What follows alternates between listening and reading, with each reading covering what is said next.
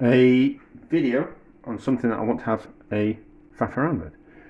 So I made a loose meat sandwich that was minced beef, carrot, onion, carrot, celery, and onion, and then kind of cooked it down, and then kind of made it into thickened it up with some cheap gravy granules, and then put it in a sandwich with some slices of cheese, and it was delicious.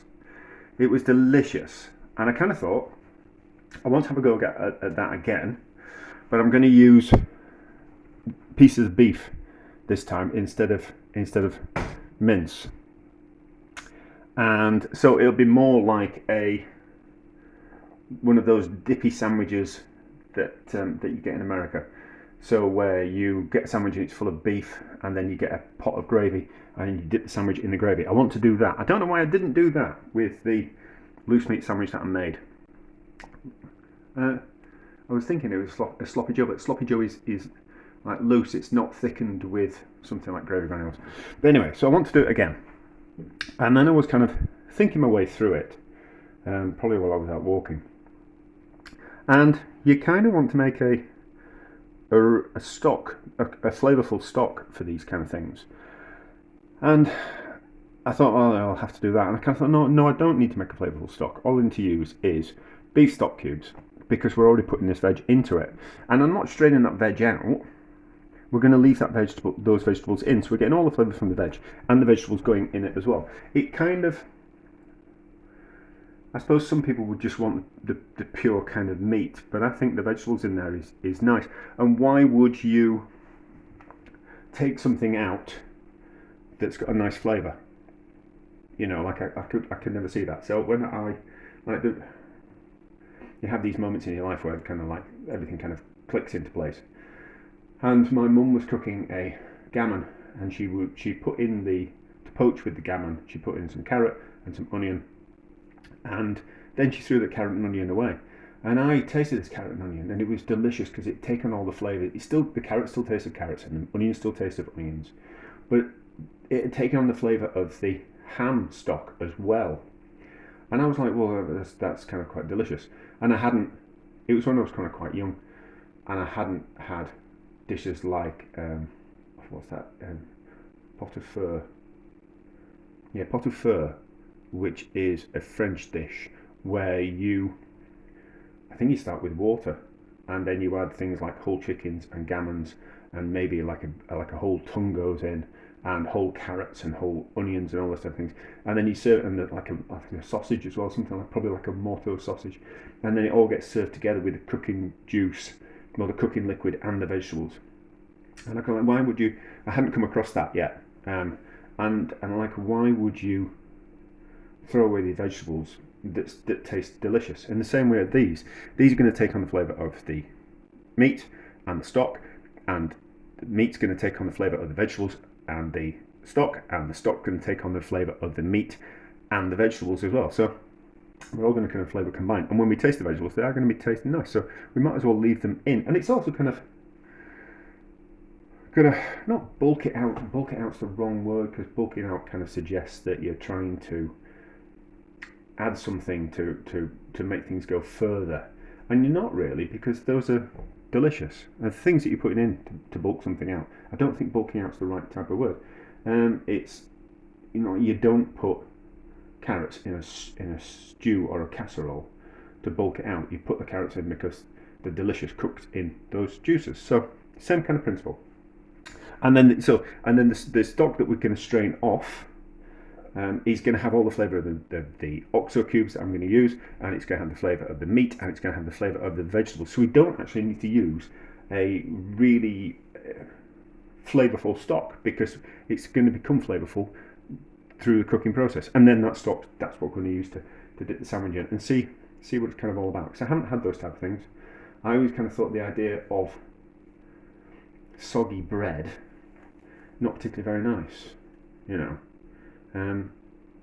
unless it's something like when you dip in your bread in your soup, because that's particularly very nice. That's a different thing. But anyway, so I'm using flank because that's what we were using I was using at work this week. So it's the offcuts of flank which I'm going to use, and then we'll fry everything off. Last time I did this, I made the mistake of not having a big enough pan, so we might do it a different way around. But we're going to fry off the meat, and then we're going to fry off the vegetables, get a bit of colour on them, and then we're going to cook them slowly down. Cook the meat slowly down in the stock, and then we're going to, I think, shred the beef. So we'll kind of pull the beef out, and then we'll sweat off the onions and carrots and celery, and then we'll kind of cook that in the stock, and then we'll add the meat back into the stock. I think that's what we're going to do, unless I have other plans that kind of come ahead. Although I'm a bit short of pans today because they're all being used for something else. So I'll do a fast video as well. So we'll do the fast version, and that can be coming now. Kind of fry this, add this, do that, all that kind of stuff, and then at the end we'll kind of do a bit of a review type of thing. And if we want the cooking liquid to be, no, it needs to be kind of quite thin because it needs to soak into the bread. And then I need to decide if we're going to use if we're using a bread that's going to soak up the juice, the cooking liquid, we probably need a little bit more of a robust bread. I was going to buy, there was something on the TV, and they were talking about using bread from the supermarket chain Iceland. It's got nothing to do with the country. It's because it's like a freezer supermarket, so they sell lots of frozen foods. So it's called Iceland. Kind of makes sense, doesn't it? So they were talking about using the bread that you can buy in Iceland, just the own brand Iceland bread. And I kind of wanted to, for a sandwich, like a Japanese type of sandwich. And I kind of thought I wanted to buy some of that, but I think that'd be a little bit too soft.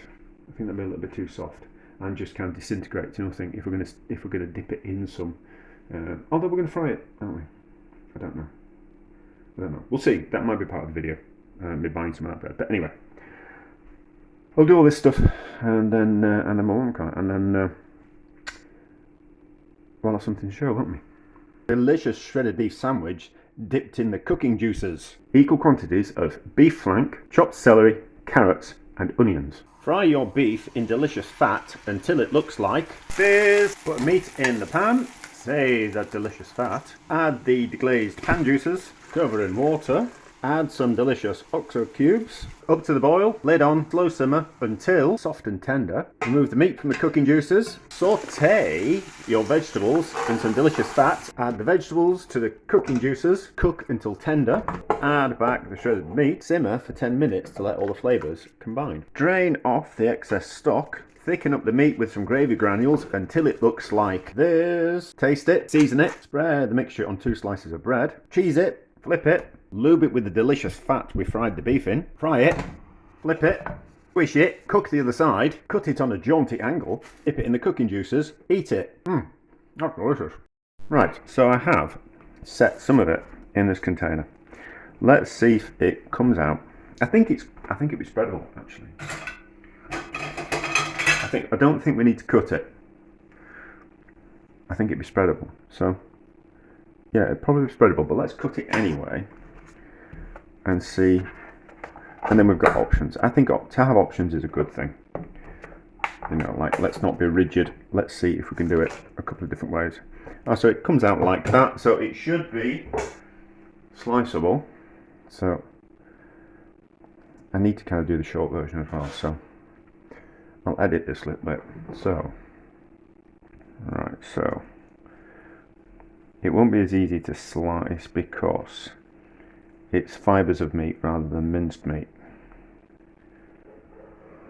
So it might be a little bit more tricky.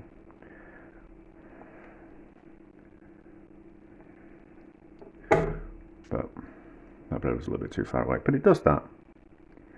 So it is sliceable. It probably needs to be a little bit thicker. So let's do another slice. No, it's gonna be better being spreaded. This one anyway. Let's put that back together. Lick my fingers, wash my hands. Put that back in the container. And now we're going to do this.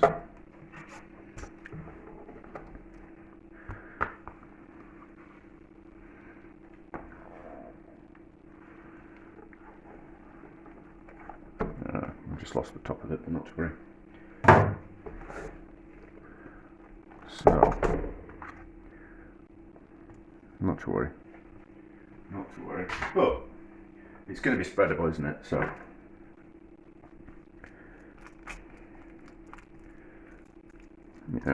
yeah, that's spreadable. Okay, that's fine.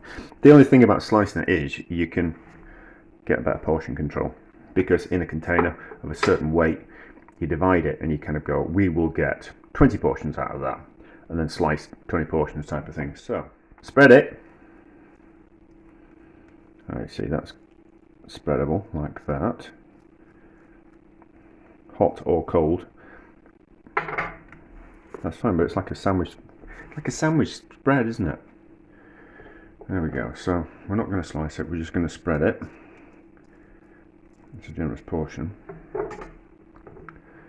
And then we don't need to do the rest of it, do we? Because we've already got the cheese it, lube it type of thing. So, with bits of cheese. I'm going to do 2 of these because I'm coming from swimming. So I'm going to have 2 for my dinner because I'm feeling greedy.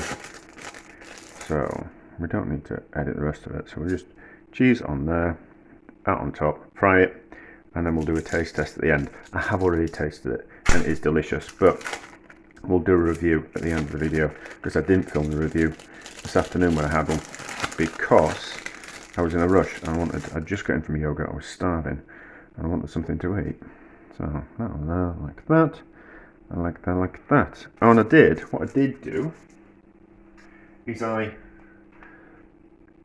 instead of buttering it, which I'm going to do, this one I'm going to butter it. The one at lunch, what I did was I used the fat that we'd fried the beef in, and it was delicious. But butter will be fine. Right, these are ready. You've just got a little bit more gentle with the cooking when it's from cold. If it was hot, we could be a lot more fiercer with the heat.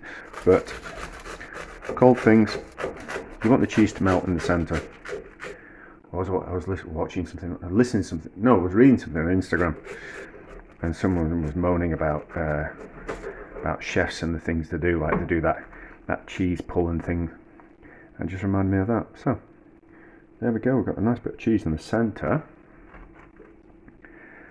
It's going to taste nice because I've already eaten some, haven't I? So.